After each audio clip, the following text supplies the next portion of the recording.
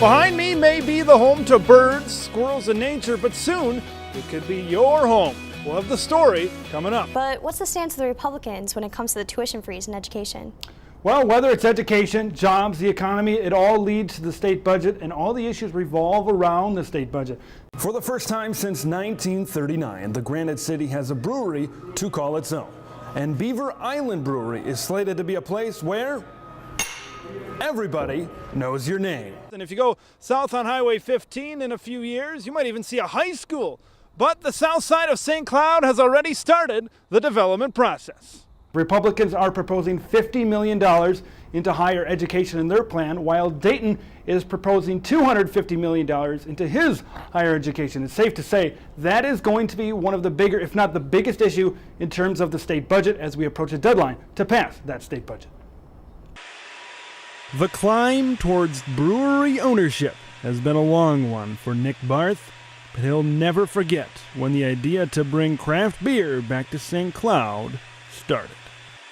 So I called Matt, he came down, we brewed for, probably 3-4 months together, and it was a lot of fun. We were enjoying ourselves, and we thought, after indulging in the fruits of our labor one night, why not give our hand or try our hand at it? Beaver Island Brewery is slated to open in mid-January in the former location of Bo Diddley's on 6th Avenue. Today marked a big step towards the opening of the establishment as the tanks that will hold the beer were delivered to St. Cloud. We've got 6 vessels moving in today. The first one came from Oregon, from Mark's Metalwork Design. That's the mash tun. And then the other 5 were made right here in St. Cloud at DCI just across town.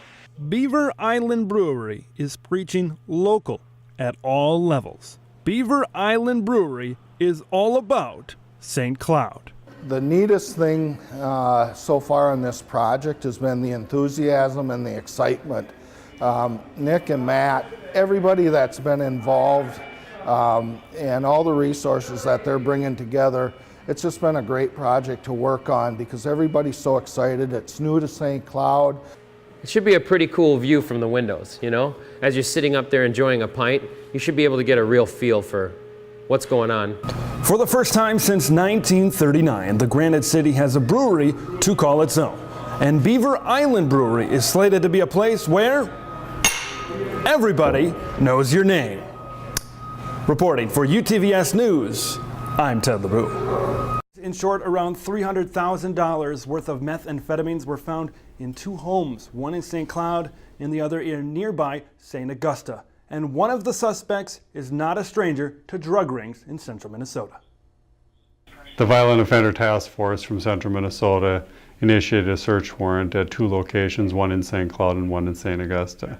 They surrounded the homes, entered the residences, and in both locations found a substantial quantity of methamphetamine, cash, stolen guns. According to Stearns County officials, Alyssa Jarecki of St. Cloud and Joseph McMahon of St. Augusta have been arrested. Street value of the methamphetamines found in the residence in St. Augusta was about $34,000. And the one in St. Cloud was roughly $4,100. The home in St. Augusta on 69th Avenue has been a target for local police for a very long time. That home has been a problem in the community for as long as I can remember. And so more attention's been drawn there in recent years or months with the methamphetamine investigation, and finally they were able to obtain enough information to do a search warrant there. This place is not an unfamiliar one for Joseph McMahon, as he was in an incident related to a drug deal last year. Mr. McMahon last year was involved in a shooting where he was shot during some type of drug deal altercation.